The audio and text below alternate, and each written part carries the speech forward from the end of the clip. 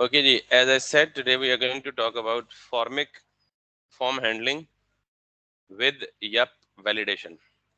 अगर मैं आपको React की ऑफिशियल डॉक्यूमेंटेशन में लेके जाऊं, जो कि हम बहुत कम विजिट करते हैं, but in fact you should be frequently visiting the React official documentation, क्योंकि ये वाहिद वो रिसोर्स है जो आपको अपडेशंस के मुतालिक, न्यू फीचर्स के मुतालिक, जब भी वो अपडेट करते हैं, क्या उन्होंने नई चीज़ डाली है, एग्जिस्टिंग क्या थी, तो ये सारी चीज़ें आपको यहाँ से पता लग रही होती हैं। ठीक है, इस वक्त जो रिएक्ट का करंट वर्जन है वो भी आपको पता होना चाहिए, विच इज 18.2.0। और उसके बाद अगर आप इसकी डॉक्स में जाएं तो ये सारे कॉन्सेप्ट्स हैं जो आपको आने चाहिए। ठीक है, मैं इसमें जाता हूँ मेन कॉन्सेप्ट्स में से 9वें नंबर के कॉन्सेप्ट फॉर्म्स के ऊपर, कि what does React say about the form, because we are going to talk about forms today. We have already talked about form a lot, but that was something manual approach of handling the forms. वो सारी की सारी यहाँ पे mention है।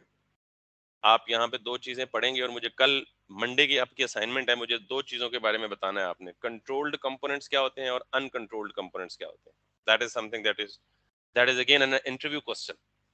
मैं इसको discuss करना शुरू करूंगा तो होपफुली हमारी आज की क्लास भी थ्योरी में गुजर जाएगी। अगर मंडे तक आपको ये ना समझ आया, ऐसी कोई रीजन नहीं है कि आप माशाल्लाह अंग्रेजी पढ़ समझ बोल सकते हैं, तो आपने फॉर्म्स के अंदर ये इंटरव्यू क्वेश्चन है कि what are the controlled and uncontrolled components. ठीक है, और फिर मंडे को आगे मुझे बताएंगे कि आपको क्या समझ आया इनमें से। अगर मैं इस पूरे ये फॉर्म को जितना भी जहां भी उन्होंने हैंडल किया है, तो यहाँ दो तरीके लिखे होंगे, एक form handling using class based components और एक form handling using functional components. ये मैं आपको बता दूं कि इस वक्त करंट वर्जन चल रहा है 18.2.0। रिएक्ट ने 16.8, रिएक्ट 16.8 वर्जन जो था, उससे पहले क्लास बेस्ड कंपोनेंट्स यूज होते थे, और रिएक्ट 16.8 के बाद रिएक्ट खुद रिकमेंड करता है कि आप किसको इस्तेमाल करें, फंक्शनल कंपोनेंट्स को, यानी exactly the thing that we are doing and we are learning in this. Anyways, तो यहाँ पे आपको हो सकता है कुछ आपको क्लास बेस्ड कंपोनेंट्स मिले, तो you are safe to skip them. अब जो चीज आपको दिखाने के लिए डॉक्यूमेंटेशन ओपन की है कि अगर आप सबसे नीचे आए ना, तो ये सारे फॉर्म और कंट्रोल कंपोनेंट्स को डिस्कस करने के बाद रिएक्ट की ऑफिशियल डॉक्यूमेंटेशन हमें क्या कहती है कि if you are looking for a complete solution including validation, keeping track of visited fields and handling form submission, then it is saying Formic is one of the popular choices. And why do, in fact, there are so many different approaches and there are so many different packages that you can use to deal with the forms. So I personally go with the Formic because of this.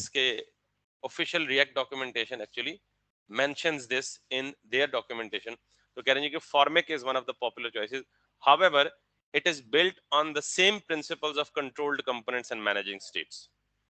यानी ये जो पूरा ऊपर theory discuss हुई है, जो हमने पढ़ लिया है फॉर्म को मैनुअल हैंडल करने में, ये उसी प्रिंसिपल पे काम करता है, लेकिन इसने काफी सारी चीजें एब्स्ट्रैक्ट करके हमें बड़ा इजी टू यूज वे बता दिया है फॉर्म को हैंडल करने का। अच्छा, अब दो चीजें आपको समझनी है। पहले तो मैं इसको ओपन कर लेता हूँ, क्योंकि रिएक्ट की डॉक्यूमेंटेशन कहती है तो we are going to use the Formik library for form handling, not validation, for form handling. Form handling से मुराद क्या है कि फॉर्म की स्टेट को सेट करना, गेट करना, फॉर्म की वैल्यूज को सबमिशन के बाद गेट करना। वैलिडेशन के लिए फॉर्मिक इस्तेमाल नहीं होता।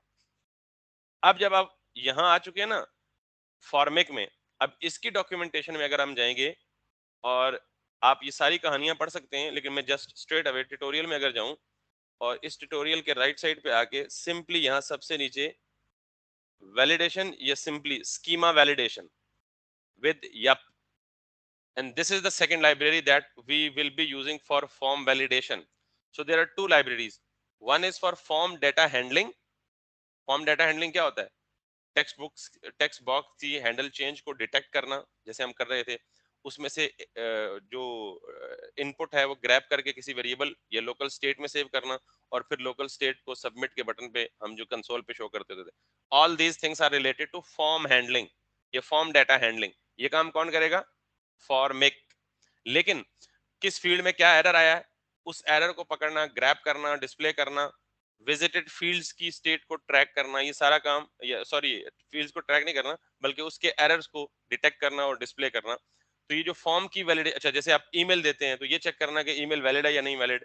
आप फोन नंबर की वैलिडिटी और इनवैलिडिटी चेक कर सकते हैं कि फोन नंबर का फॉर्मेट किसी ने वैलिड एंटर किया है, इनवैलिड एंटर किया है। आप CNIC अगर यूजर से इनपुट लेना चाहते हैं तो उसकी वैलिडिटी और इनवैलिडिटी को चेक करना चाहते हैं।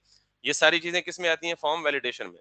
And we are going to use another library that is recommended by the Formik itself. यानी रिएक्ट ने में क्या कहा कि आप पॉपुलर चॉइस इज फॉर्मिक। तो फॉर्मिक क्या कहती है कि आपने अगर वैलिडेशन परफॉर्म करनी है विद फॉर्मिक तो schema validation with yup. So we are going to talk about two libraries at the same time.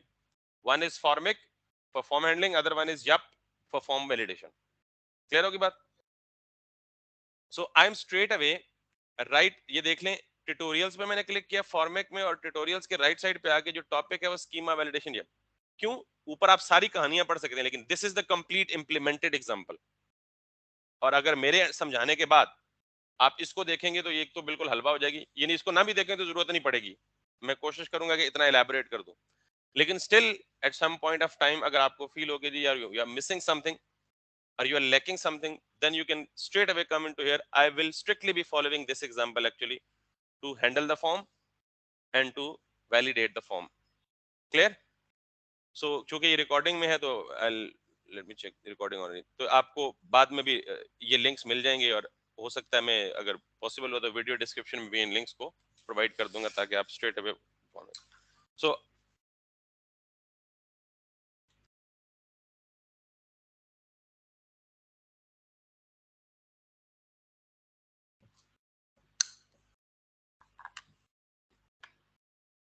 अब लेट्स गो इनटू दैट। आपको पता है कि रिएक्ट में हम कोई भी लाइब्रेरी यूज करते हैं तो लाइब्रेरी को यूज करने से पहले हम उसे इंस्टॉल करते हैं। अब दो हैं तो मुझे दोनों लाइब्रेरीज को इंस्टॉल करना पड़ेगा एंड मैं इस वाले टर्मिनल में ओपन रहने देता हूं ताकि मेरा प्रोजेक्ट चलता रहे। और इस वाले टर्मिनल में जाके npm i is a short for install, ठीक है। और इसे करूंगा जी FORMIK फॉर्मिक और साथ ही कर दूंगा IUP yup। क्लियर? अगर आपको इसी तरह 3 4 5 6 7 8 जितनी लाइब्रेरीज इंस्टॉल करनी है तो आप स्पेस के साथ उनका नाम लिख सकते हैं विद ओनली सिंगल कमांड। आप जितनी लाइब्रेरी, तो मैंने दोनों लाइब्रेरीज को इंस्टॉल कर लिया, एक फॉर्मिक को और दूसरा yup को। जितनी देर में ये इंस्टॉल होती,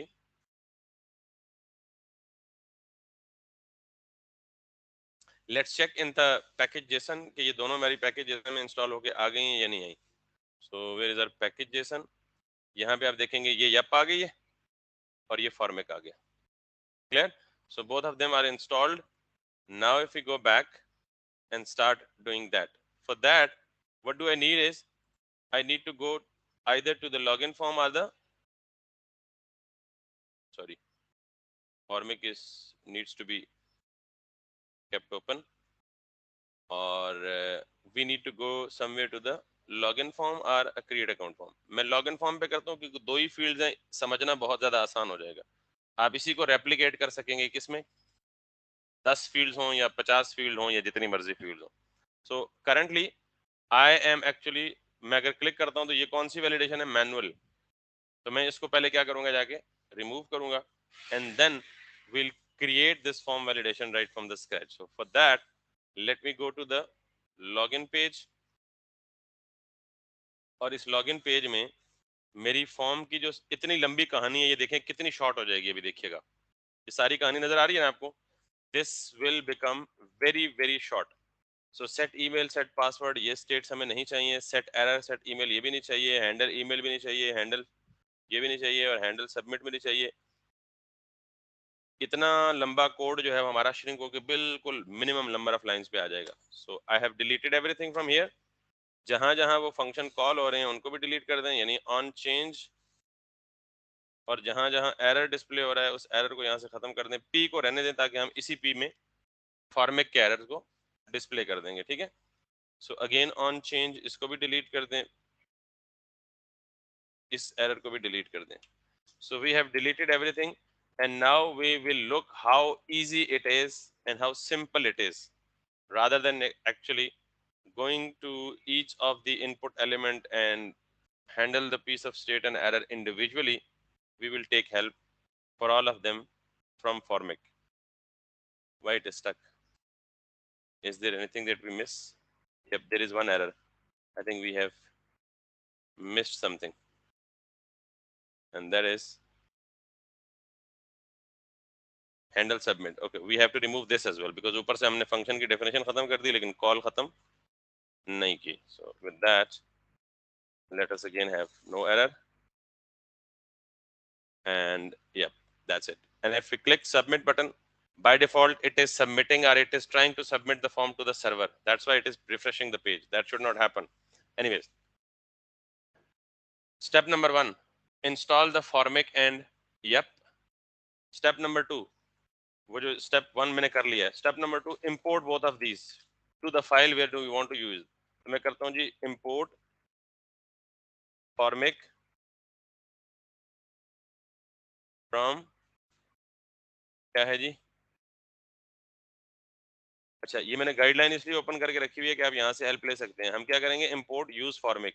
तो जिस भी फंक्शन के शुरू में यूज लिखा हो वो क्या होता है, हुक. ये यूज फॉर्मिक का हुक आपको किसने दिया, फॉर्मिक की लाइब्रेरी ने. ठीक है. So I have just in fact written this same line, import use Formik from. और ये जो करली ब्रैकेट में इंपोर्ट होता है ये कौन सा इंपोर्ट होता है, नेम्ड इंपोर्ट होता है. Got it. Anyways, second thing is हमने जब भी इंस्टॉल किया तो हम करते हैं जी इंपोर्ट स्टैटिक. स्टैटिक एक वाइल्ड कार्ड है जिसका मतलब होता है ऑल. एज यप, ये जो एज करके जो चीज भी लिखते हैं इसको कहते हैं एलियस. इसको क्या कहते हैं, गॉट इट. जैसे फॉर एग्जांपल घर में आपका असल कंप्लीट नाम कुछ और होता है और आप को लाड से कुछ और बुला देते हैं, गॉट इट. तो ये एलियस ऐसे ही होता है कि मैं यप की लाइब्रेरी में जितने भी फंक्शंस हैं उनको इंपोर्ट करके रीनेम कर रहा हूं, यानी एलियस दे रहा हूं क्या, Yup. Clear. From which library, Yup. Just check it out. Import static as Yup, यानी सारा कुछ इंपोर्ट करके उसको एलियस दे दो यप. कहां से, फ्रॉम यप. Make sense. तीसरा स्टेप, हम हमेशा जब भी हुक यूज की है, यूज इफेक्ट की है या यूज स्टेट की है तो हम नॉर्मली जेएसएक्स से बाहर यानी रिटर्न के कीवर्ड से पहले यूज करते होते हैं उसको. बिल्कुल इसी तरह आप कॉन्स्ट एक वेरिएबल ले लें फॉर्मिक का, और यूज इफेक्ट की जो हुक ऊपर आपने इंपोर्ट किए, कुछ भी हो सकता है आपकी चॉइस का, that is totally up to you. लेकिन कॉन्टेक्चुअली अंडरस्टैंडिंग पर्पसेस के लिए जाहिर है जब आप फ्यूचर में कोड करेंगे तो आप एज अ टीम मेंबर करेंगे. लेट्स सपोज आप सॉफ्टवेयर हाउसेज में जाते हैं कहीं भी करते हैं तो आप coding as a group as a team करते हैं. तो आप नाम कॉन्टेक्चुअली सिमिलर रखें ताकि जब आपका कोड कोई और पढ़े तो वो गालियां ना निकाले. ठीक है वो आपको अच्छे अल्फाज में याद करे. एनीवेज, सो मैंने कॉन्स्ट फॉर्मिक लिखा है और मैं क्या कह रहा हूँ कि यूज फॉर्मिक का हुक, आपको पता है हुक हमें कुछ ना कुछ रिटर्न करती है. यूज स्टेट हमें क्या रिटर्न करती है, दो चीजें, एक वेरिएबल और एक सेटर फंक्शन. यूज इफेक्ट हमें क्या रिटर्न करती है, हमने उसे कुछ नहीं, वो रिटर्न नहीं करती, वो तो आर्ग्यूमेंट लेती है, हमने उससे कुछ भी रिटर्न रिजल्ट सेव नहीं किया था. ये हुक हमें क्या रिटर्न करती है, एक ऑब्जेक्ट रिटर्न करती है. हमेशा ये याद रखिएगा, जब भी कहीं हुक पढ़ेंगे तो हुक की डॉक्यूमेंटेशन में आपको उसकी सारी गाइडलाइन मिल जाएगी. अभी यूज फॉर्मेट की भी पढ़ें तो आपको सारी डॉक्यूमेंट. तो मैं आपको जो बता रहा हूँ कि ये यूज फॉर्मेट की हुक आपको क्या रिटर्न करेगी, एक ऑब्जेक्ट. ये बहुत बड़ा ऑब्जेक्ट है, इसमें बहुत सारी चीजें पड़ी होती हैं. क्या क्या है वो मैं आपको बताता हूँ, लेकिन पहले मैं क्या करता हूँ, यूज फॉर्मेट क्या क्या आर्ग्यूमेंट्स लेता है, let's have a look into that. Use format एक ऑब्जेक्ट आर्ग्यूमेंट लेता है. आपको पता यूज जो भी हुक है वो इनिशियल उसकी स्टेट हम दे सकते हैं. जैसे यूज, इसमें तीन चीजें होती हैं इस ऑब्जेक्ट के अंदर. ऑब्जेक्ट के अंदर जो भी चीज होती है वो की वैल्यू पेयर में होती है ना. तो पहले इसकी जो की है that is initial values. Initial value फिर एक इटसेल्फ ऑब्जेक्ट है. तो इसकी दूसरी चीज है, ये जो दूसरी की है दैट इज वैलिडेशन स्कीमा. ये क्या करता है, यप डॉट ऑब्जेक्ट. ये वाला यप डॉट ऑब्जेक्ट इसी यप के अंदर एक फंक्शन है. ये भी एक ऑब्जेक्ट लेता है.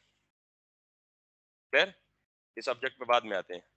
और फॉर्मेट का तीसरा, फॉर्मेट के ऑब्जेक्ट की जो तीसरी प्रॉपर्टी है दैट इज ऑन सबमिट. ये जो ऑन सबमिट है ये वैल्यू में एक कॉल बैक फंक्शन लेता है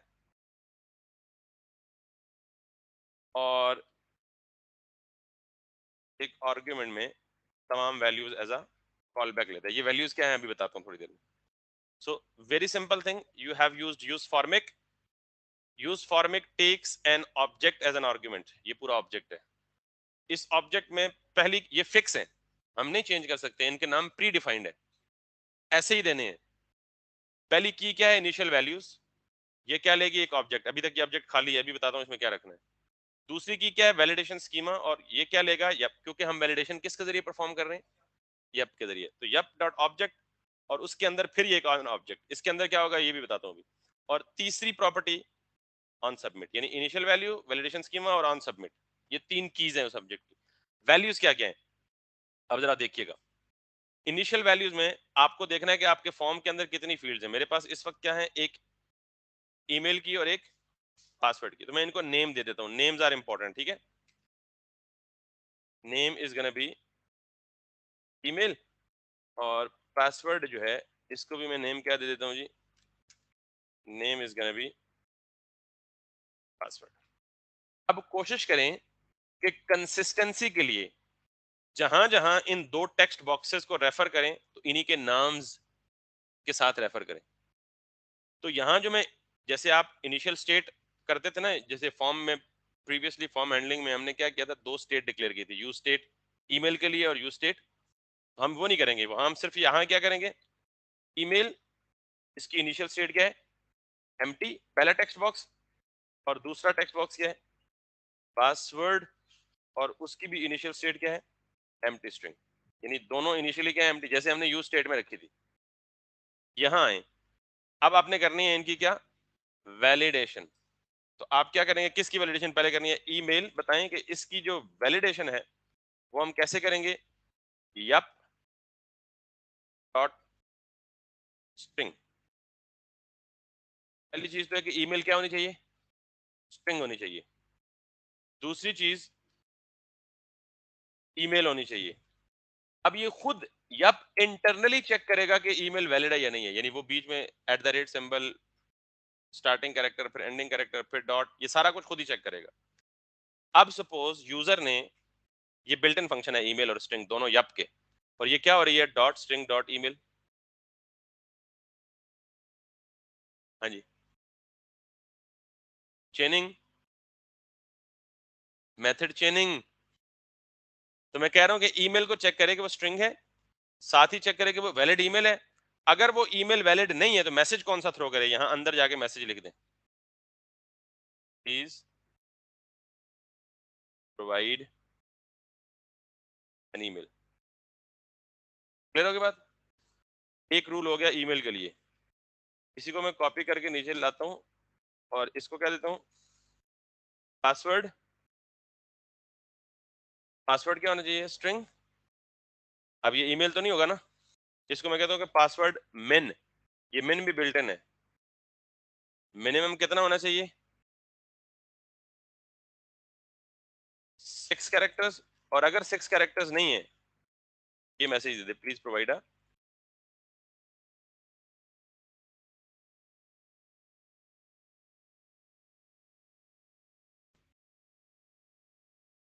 सेंस। और फिर अगर चाहें आप कोई और रूल भी डिफाइन करना तो मैक्स भी कर दें, पासवर्ड मैक्सिमम कितने तक जाए, 15 तक, और अगर 15 से एक्सीड करे,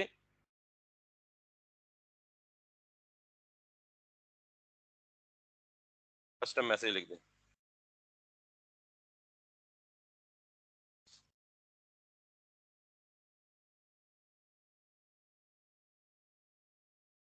मेक सेंस।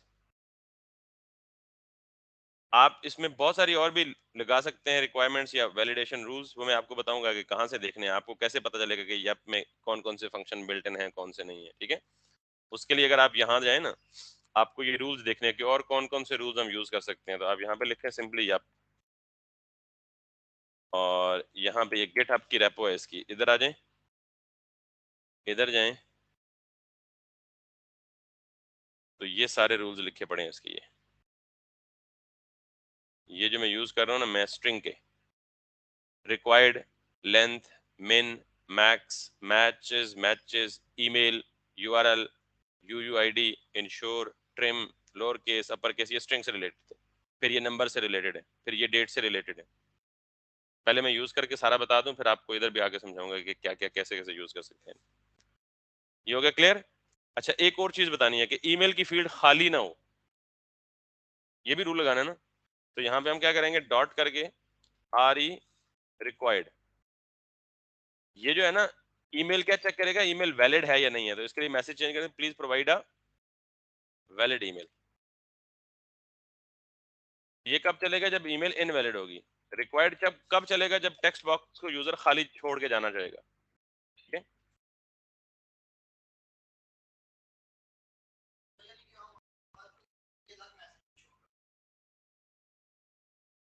एक फील्ड के लिए 3 4 6 7 8 मैसेज शो करा सकते हैं, डिपेंडिंग अपॉन, जैसे email in, exactly, email invalid होगी तो अलग मैसेज आएगा, ईमेल अगर खाली छोड़ेगा तो अलग मैसेज आएगा। इसी तरह पासवर्ड अगर 6 कैरेक्टर से कम छोड़ेगा तो अलग मैसेज आएगा, 15 कैरेक्टर से ऊपर जाएगा तो अलग मैसेज आएगा, खाली छोड़ेगा तो अलग मैसेज आएगा।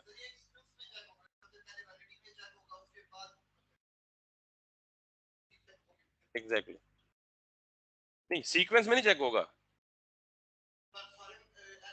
Sequence doesn't matter. For example आपने सिर्फ आखिरी वाला छोड़ा हुआ है, तो पहले को तो छोड़ के आखिरी वाले इग्नोर, आखिरी वाले को चेक कर लेगा कि रिक्वायर्ड है या नहीं है। Sequence doesn't matter.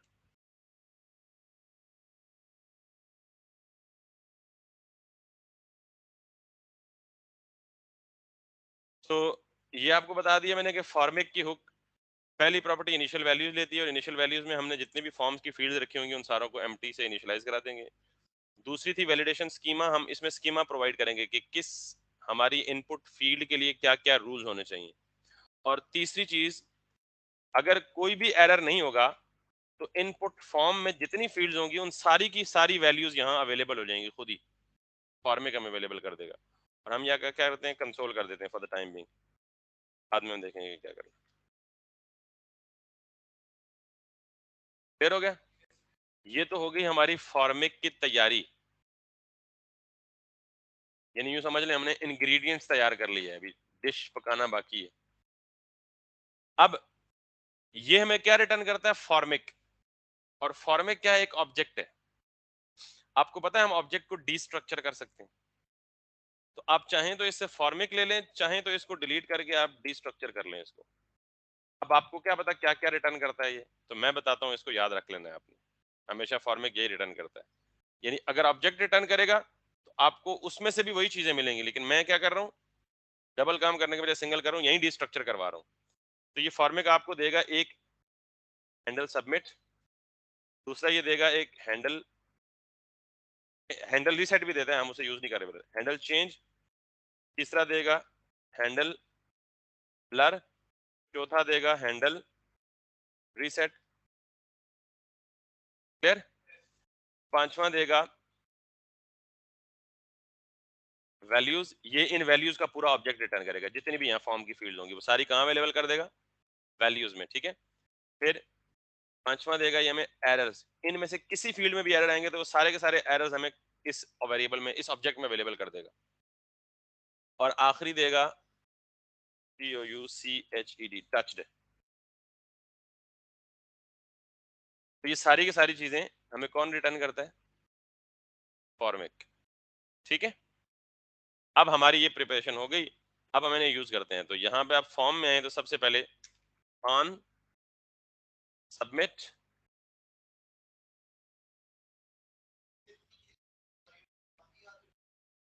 बे यार इसमें केड़ा होगा कम।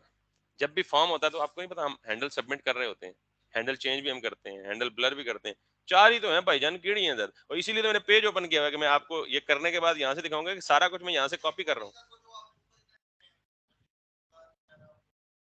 वो भी आपको बताऊंगा, नीचे कहीं लिखे होंगे, मैं सारा यहाँ से कॉपी कर रहा हूँ।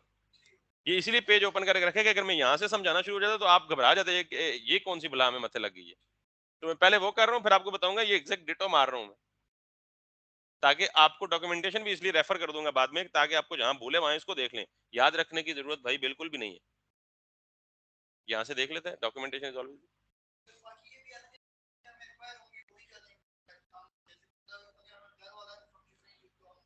एग्जैक्टली ना उठाएं। अगर हैंडल रीसेट नहीं चाहिए तो ना उठाएं, जो चीज चाहिए वो उठा लें सिर्फ बीच में से, ठीक। एनीवे, नहीं बिल्कुल भी नहीं। अब यहाँ से हटा दें, मुझे फॉर एग्जांपल फॉर्म को रीसेट नहीं करवाना है, इसको हटा दें। वो रिटर्न करता है, वो कहता है भाईजान ये चीजें आप ले लो, मतलब ये चीजें मेरे पास अवेलेबल है, आगे लो ना लो आपकी मर्जी। एनीवे, सो मैंने किया जी ऑन सबमिट, और ऑन सबमिट में पहले क्या करता था, अपना हैंडल सबमिट का कस्टम फंक्शन लिखता था। अब यहाँ पे क्या करूंगा, कस्टम फंक्शन नहीं, फॉर्मेट का प्रोवाइड किया हुआ फंक्शन लिखूंगा बस। That's it, nothing else. ये हैंडल सबमिट ऑटोमेटिकली इस सबमिट को कॉल करेगा, automatically internally, I don't have to do anything. अच्छा, फिर आप यहां जाएं इनपुट में, तो इनपुट में क्या ऑन चेंज हम ट्रैक करते होते हैं, ताकि तो ऑन चेंज में अब क्या लिखेंगे, अपना ऑन हैंडल चेंज नहीं करेंगे, फॉर्मेट का प्रोवाइडेड हैंडल चेंज इस्तेमाल करेंगे। तो ब्लर आपको पता है क्या होता है? अबे यार, ब्लर इवेंट क्या होता है? कान खींचने हैं तुम दोनों के मैंने। और भाई ब्लर इवेंट क्या होता है? ये जब मैं मैनुअल फॉर्म वैलिडेशन पढ़ा रहा था तो बताया था आपको ब्लर क्या होता है।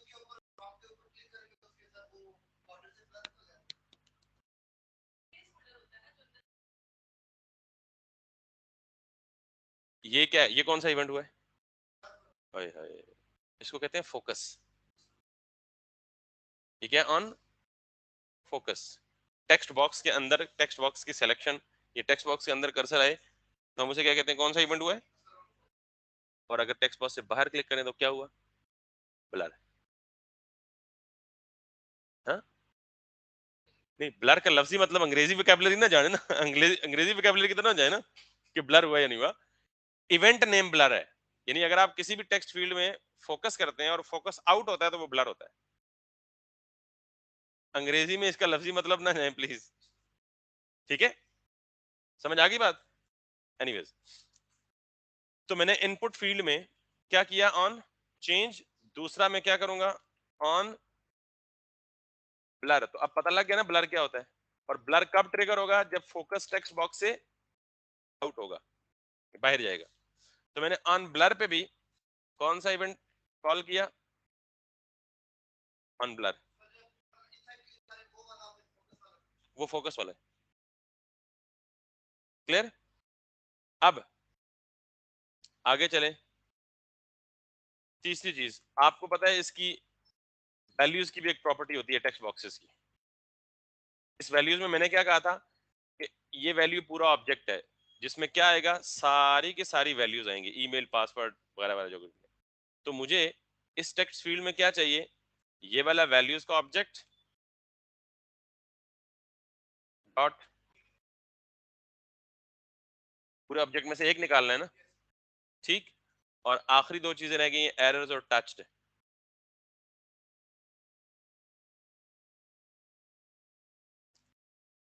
एरर को मैं कॉपी करता हूं, जो भी एरर आएगा फॉर्मेट खुद ब खुद इंटरनली उस सारे एरर की इंफॉर्मेशन कहां अवेलेबल कर देगा, एरर्स के ऑब्जेक्ट में।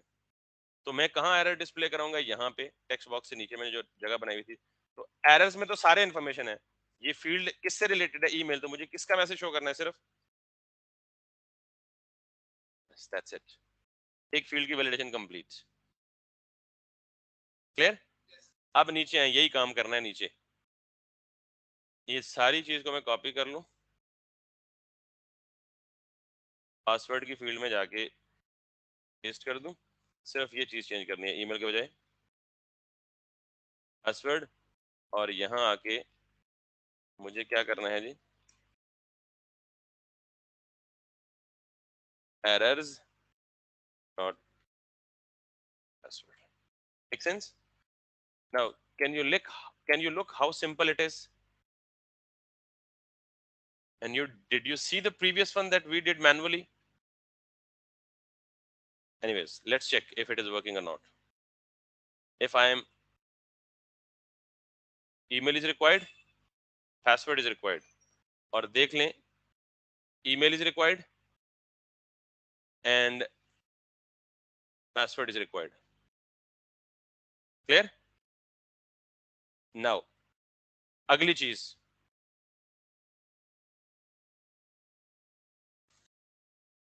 ये नजर आ रहा है कि मैं इसमें क्लिक कर रहा हूं और बाहर ब्लर कर रहा हूं तो ये एरर गायब नहीं हो रहा। ठीक है, वो जो आखिरी है ना टच्ड, ये उसके लिए समझा रहा हूँ कि टच्ड कहाँ है। अभी तक हमने टच को नहीं छेड़ा, तो ये टच क्या है इसके बारे में समझूंगा। बहरहाल मैं फोकस किया, और ये जरा पॉइंट गौर से समझना है क्योंकि टच्ड का ताल्लुक इसके साथ है, वो तभी समझ आएगा। मैंने फोकस किया और वापस फोकस आउट कर दिया, इसको तो अभी मैंने छेड़ा ही नहीं है, सिर्फ इसको छेड़ा ना, तो एरर सिर्फ इसमें आना चाहिए था। यानी जिसको मैंने टच किया है एरर सिर्फ उसी में आना चाहिए था, जिसको टच ही नहीं किया अभी तक उसमें क्यों आ गया। आई रिपीट, टच्ड का ताल्लुक इसके साथ है बेटा। जब मैंने, अब इस पे आता हूं, इसको मैंने टच किया और इसका फोकस आउट किया, तो एरर सिर्फ इस पे आना चाहिए ना, उसको तो अभी टच ही नहीं किया।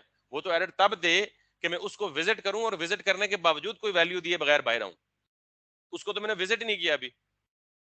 Got it? तो अभी टच इंप्लीमेंट बाद में करूंगा, पहले बाकी चीजें चेक करवा लेता हूं। पहली वैलिडेशन होगी, खाली फॉर्म सबमिट करेंगे तो एरर आएगा।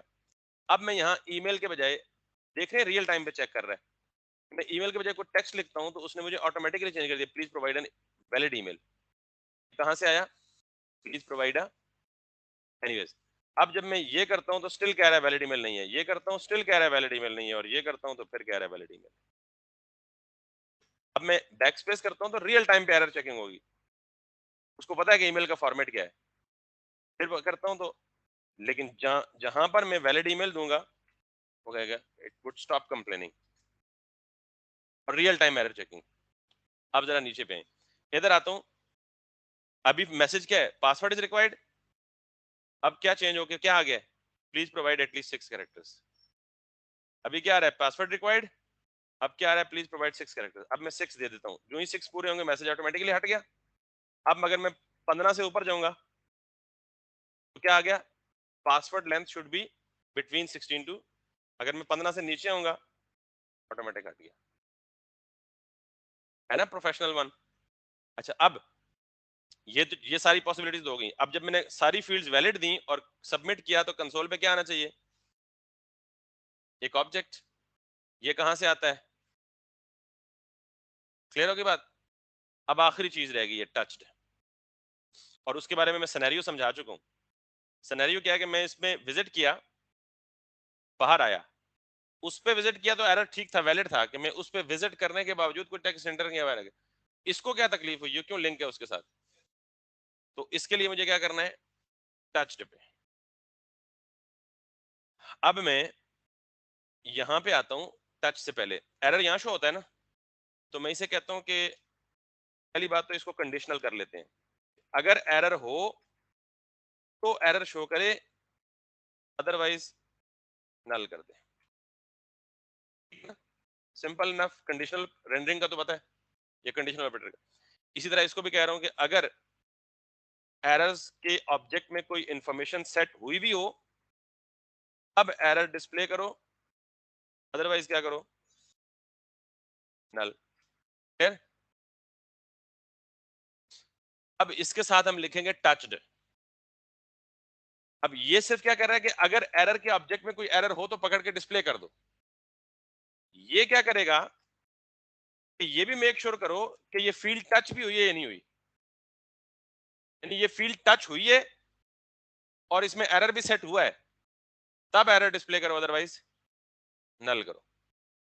क्लियर होगी बात? इसी टच्ड को उठाकर यहां लिख दें। एंड कंडीशन का एंड साइन का मतलब पता है ना, दो कंडीशन चेक हो रही हैं, ये भी ट्रू होगी ये भी ट्रू होगी, तब एरर आएगा, अदरवाइज। नाउ लेट्स सी, मैंने यहां किया, बगैर कुछ एंटर किए बाहर किया, स्टिल इट इज प्रॉब्लमेटिक। ये नहीं होना चाहिए, अभी तक ये नहीं, मेरे कोई मसला किया हुआ है। मैं क्या एक्सपेक्ट कर रहा हूं कि सिर्फ जिस फील्ड में ब्लर किया उसमें एरर आना चाहिए, दोनों में नहीं होना चाहिए। So let's see what are we making. अच्छा, ये टच्ड कौन सी फील्ड हुई है ये भी तो बताना है। तो टच डॉट ईमेल, और इसको भी क्या कर रहे हैं? Errors dot email. Make sense? यानी टच्ड का मतलब तो जेनेरिक सारों के लिए टच्ड होगा ना, तो मैं स्पेसिफिक कर रहा हूं कि ये वाली पर्टिकुलर फील्ड टच हो, और टच होने के बावजूद इसमें कुछ एंटर ना किया गया हो, तो क्या कर दो? password और errors dot now if I go back, इसको मैंने टच किया, इसने कुछ भी नहीं, इसको नहीं डिस्टरबेंस हुई, इसको किया, फिर इसमें आया error। और अब मैं यहाँ पे बाकी सारे ठीक चलेंगे, प्लीज प्रोवाइड एटलीस्ट 6 कैरेक्टर, जो ही 6 कैरेक्टर से ऊपर गया उसने ठीक दिया, जो ही 15 से ऊपर गया उसने कहा नहीं ये 15 भी नहीं, वापस आया उसने खत्म कर दिया, इधर आया उसने कहा जी प्रोवाइड अ वैलिड ईमेल, ये किया, ये किया, ये किया, उसने खत्म कर दिया। That's all about form validation using Formik and yup.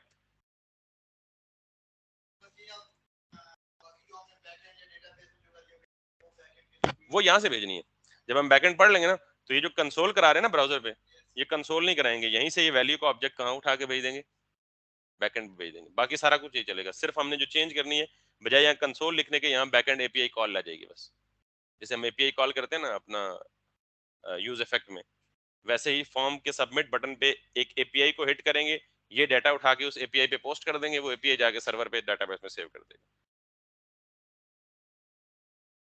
ठीक है, अब आपके जितने फॉर्म्स हैं आपके अपने अपने प्रोजेक्ट्स में, मंडे को उन सब पर फॉर्मिक लगेंगे। एक इसमें चीज रहती है अभी, इमेज अपलोडिंग। अगर आपने कहीं यूजर जाहिर है जब साइन अप करता है तो ऐसे सिनेरियोज हो सकते हैं ना कि वो आप अपना इमेज भी अपलोड करे, वो most probably most probably next class में वो भी देख लेंगे कि साइन अप करते वक्त यूजर अपना इमेज भी अपलोड करे, but before that, that's pretty much like from the point of view of Formik and Yup and React. इसमें कोई क्वेश्चन है तो पूछ ले।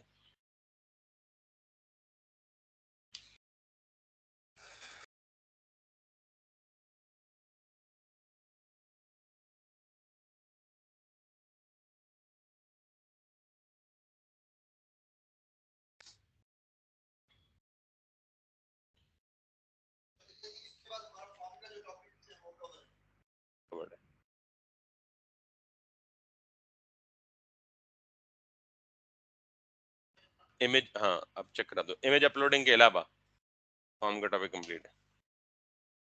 ठीक है जी, that's pretty much like it for today. और